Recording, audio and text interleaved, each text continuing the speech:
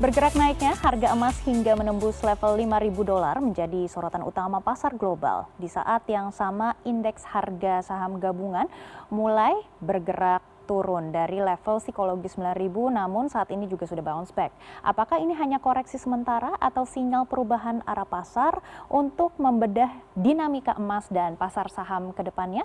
Sudah bergabung bersama kami pengamat pasar modal Hans Kui. Selamat pagi menjelang siang Pak Hans, bagaimana kabar Anda? Ya, selamat pagi, kabar baik, Bu. Baik, kita langsung saja ke kabar baik terlebih dahulu. Harga emas di pasar spot sudah menyentuh $5.000 per troy ounce. Dan dalam sejarah pasar, lonjakan seperti ini biasanya menandakan apa bagi kondisi ekonomi global saat ini? Ya, memang kalau kita lihat emas ini sebenarnya adalah proksi dari ketidakpastian yang ada di global. Dan sebenarnya kita bisa katakan kenaikan harga emas adalah bentuk konkret dari pernyataan pasar bahwa mereka tidak percaya dengan US dollar lagi gitu. Jadi ini yang menyebabkan emas bergerak naik. Nah, kalau kita lihat faktor pendorong kenaikan emas ya, ini udah terjadi dari beberapa saat terakhir ini ya. Sebelumnya memang ketika keinginan Donald Trump memiliki Greenland ya, dan sempat dia mengatakan kami mempunyai opsi militer, itu menyebabkan tekanan besar pada dolar sendiri dan emas bergerak naik gitu. Karena global membuat judul sell Amerika gitu ya.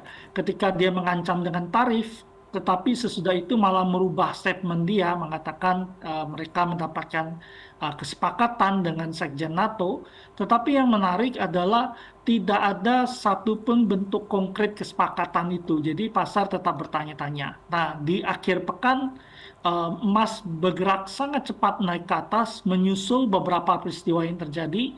Yang pertama ini kalau kita lihat dari beberapa pekan lalu, kalau kita lihat dari pekan lalu, kapal induk Amerika bergerak masuk ke mendekati ke Timur Tengah gitu ya, dan mungkin akan tiba dalam beberapa hari ke depan. Nah, tentu kapal itu nggak datang untuk pesiar gitu, jadi global berspekulasi bahwa Amerika akan melakukan sesuatu terhadap Iran. Kemudian Iran sudah mengancam kalau Amerika menyerang, mereka akan membalas dan akan menyerang seluruh pangkalan militer Amerika yang ada di sekitar Iran ya. Dan ini kita lihat Amerika menarik pasukan mereka dari pangkalan tadi. Artinya kelihatannya akan ada sesuatu yang terjadi sehingga orang memilih emas untuk mengamankan posisi mereka. Nah, faktor kedua yang kita lihat adalah Amerika mengancam mengenakan tarif 100% kepada Kanada. Ya, ini menyusul Kanada sedang melakukan eh, perundingan dengan Tiongkok dan besar kemungkinan akan ada perjanjian dagang antar dua negara ya. Tetapi Kanada menepis itu dengan mengatakan mereka tidak akan melakukan perjanjian perdagangan bebas dengan Tiongkok untuk menghindari potensi ancaman Donald Trump. Tapi tentu ini menjadi sesuatu yang menarik dan membuat ketidakpastian global meningkat naik gitu ya, karena Amerika ingin mengendalikan Kanada dalam hal perdagangannya. Nah, faktor yang ketiga juga yang mempengaruhi pergerakan naik tadi adalah perundingan antara Rusia dan Ukraina. Ya, ternyata sudah berlangsung dan tidak menemukan kesepakatan, biarpun akan ada perundingan lanjutan ya. Jadi ini adalah beberapa faktor yang menyebabkan geopolitik meningkat, mereka bergerak ke emas gitu. Dan selain memang eh, Trump akan segera mengumumkan eh, calon ketua Federal Reserve untuk bulan Mei nanti ya, sekarang dekat-dekat ini. Nah, ini adalah proksi yang mengatakan orang tidak percaya dengan dolar, terutama independensi daripada Federal Reserve, sehingga mereka lebih memilih emas ya untuk melepas US dollar mereka.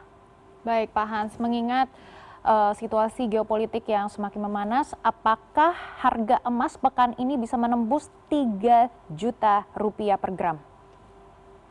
Ya, tentu kalau kita lihat ini mungkin butuh waktu ya, karena kalau kita lihat di harga dunia yang 5.000 lebih ini, mungkin dia overshoot ya. Kalau kita lihat dari channeling secara teknikal, ini adalah channel atas dia ya. Jadi kemungkinan emas akan ada periode konsolidasi ya.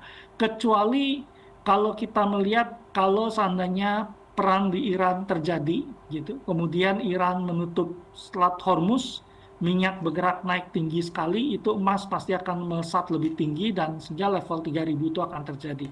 Tapi tentu itu tidak kita harapkan gitu ya. Semoga dunia lebih damai gitu ya. Karena kalau itu terjadi, kita menghadapi potensi resesi global ya. Kalau minyak melesat naik karena Selat Hormuz itu punya 20% suplai minyak global ya. Kalau itu ditutup oleh Iran akibat konflik, ya itu tentu menyebabkan resesi dan emas naik tinggi di sana.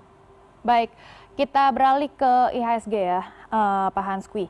Kita melihat IHSG mulai sempat turun ya dari level 9.000 ke level 8.800-an. Apakah ini koreksi yang masih sehat atau sinyal awal perubahan tren pasar saham? Dan saat ini kami juga sudah melihat IHSG berada di kisaran 9.000-an. Ini sedikit bounce back begitu ya, Pak Hanskwi?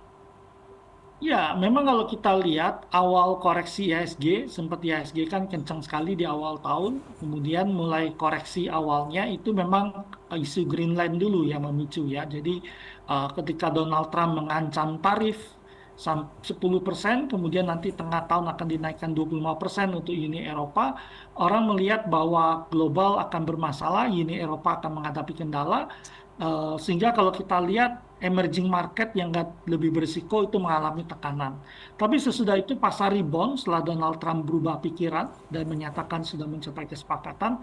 Tapi di IHSG ini pelaku pasar sedikit hati-hati karena ada wacana dari MSCI untuk melakukan kalkulasi ulang ya, khusus untuk Indonesia. Mereka ingin melakukan perhitungan dengan metodologi lain gitu ya untuk menghitung free float Indonesia gitu. Nah, saham-saham di Indonesia. Nah, kalau ini yang terjadi, kemungkinan ada beberapa saham yang bobotnya akan menurun, terutama saham-saham big cap. Sehingga kalau kita lihat tekanan terjadi pada saham seperti BCA dan beberapa saham big cap kita mengalami tekanan turun karena orang mengantisipasi potensi perubahan perhitungan MSCI. Dan ini baru akan diumumkan pada 30 Januari. Sehingga ini yang menyebabkan pasar kita bergejolak, mengalami tekanan, dan bergerak anomali terhadap pergerakan global sendiri. Baik, Pak Hans, ini menarik sekali ya terkait dengan MSCI menghitung ulang free float di IHSG. Apakah Anda bisa mengelaborasi lebih dalam lagi kenapa saham-saham big cap ini bisa terdampak dan turunnya cukup signifikan? Ya, memang kalau kita lihat, kalau ada perubahan seperti PT gitu ya, nggak dianggap sebagai free float di sana gitu ya, jadi itu tentu akan mengurangi jumlah free float. Nah, MSCI sendiri dalam melakukan kalkulasi perhitungan, mereka itu tidak melihat fundamental, tetapi lebih melihat bahwa berapa besar free float saham ini di pasar, berapa keaktifan transaksi ini atau likuiditasnya gitu, dan mereka mencari saham-saham yang merupakan market leading atau market mover ya terhadap indeks kita. Jadi itu yang menjadi patokan. Sehingga mereka kalau investasi ke Indonesia, kalau dia melihat Indonesia bagus, indeksnya pasti bagus. Indeksnya bagus, saham-saham inilah yang mewakili indeks tersebut gitu. Nah, kalau dia melakukan perubahan kalkulasi tadi, ada beberapa saham terutama yang big cap kita kemungkinan diperhitungkan bobotnya akan bergerak turun. Nah, kalau bobotnya turun, fund-fund sekarang ini kan banyak ETF dan banyak fund yang basisnya indexing. Dan salah satu indeks yang dipakai acuan itu adalah MSCI, termasuk yang dipakai ketika mereka masuk ke pasar Indonesia. Sehingga perubahan ini akan cukup signifikan berpengaruh pada pasar kita gitu. Jadi minimal dalam jangka pendek. Ini pernah terjadi di India, dulu India juga pernah dirubah sendiri perhitungannya, itu market India mengalami tekanan turun akibat hal tersebut. Nah, ini yang menyebabkan pelaku pasar dalam negeri mengantisipasi hal tersebut.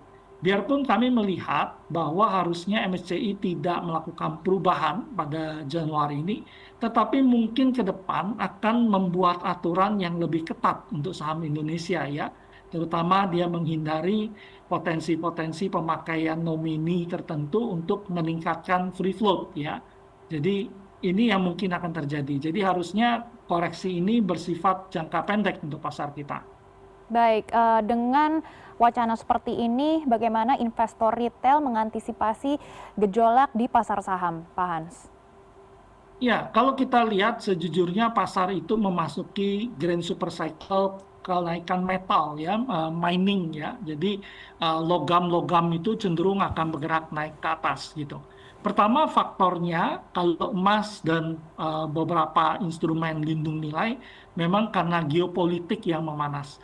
Tetapi kalau kita lihat nikel, kemudian perak dan yang lain ya, ini terkait dengan AI ya. Jadi kalau kita lihat perkembangan teknologi yang menjadi lebih cepat, AI, data center gitu, listrik permintaannya meningkat ya. Ini akan menyebabkan ada cycle kenaikan pada komoditas sehingga sebenarnya Indonesia sebagai negara penghasil banyak komoditas harusnya lebih diuntungkan.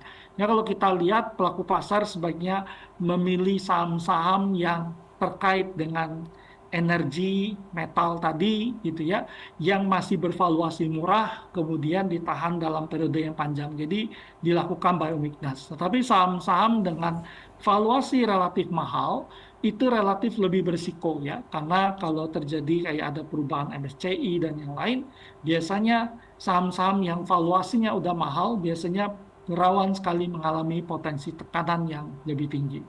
Baik, Pak Hans, apakah Anda juga mempunyai rekomendasi untuk investor retail di tengah kondisi seperti ini? Sektor apa yang paling menguntungkan? Ya, kalau secara sektor kita melihat ya seperti gini, batu bara itu harusnya berpotensi menguat ya, karena nampaknya dunia ada potensi kekurangan energi karena perkembangan AI yang cukup pesat. Nah, dunia itu pembangkit listrik itu ada tenaga nuklir satu, tetapi kalau kita lihat mungkin nuklir ini tidak semua negara bisa buat, sehingga kemungkinan pembangkit energinya tenaga batu bara ya itu sehingga kita berpikir batu bara menarik ITMG, AADI, PTBA ini beberapa pilihan kita gitu. Kemudian emas kayaknya masih akan cukup menarik ke depannya gitu ya karena proksi dari ketidakpercayaan orang terhadap Amerika sendiri. Jadi Archie jadi pilihan, BRMS, Antam ini beberapa saham yang bisa kita pilih ya karena dunia mungkin tidak terlalu percaya dengan US dollar gitu. Kemudian menurut kita timah masih menarik ya, kemudian nikel harusnya kita punya Inco di sana, NCKL itu juga cukup menarik di sana. Jadi ini beberapa yang bisa dipertimbangkan pelaku pasar.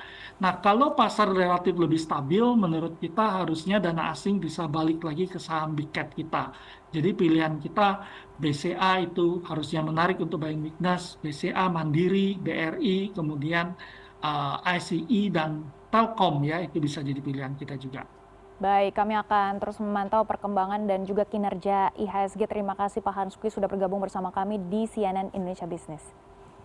Ya, terima kasih Bu. Selamat pagi.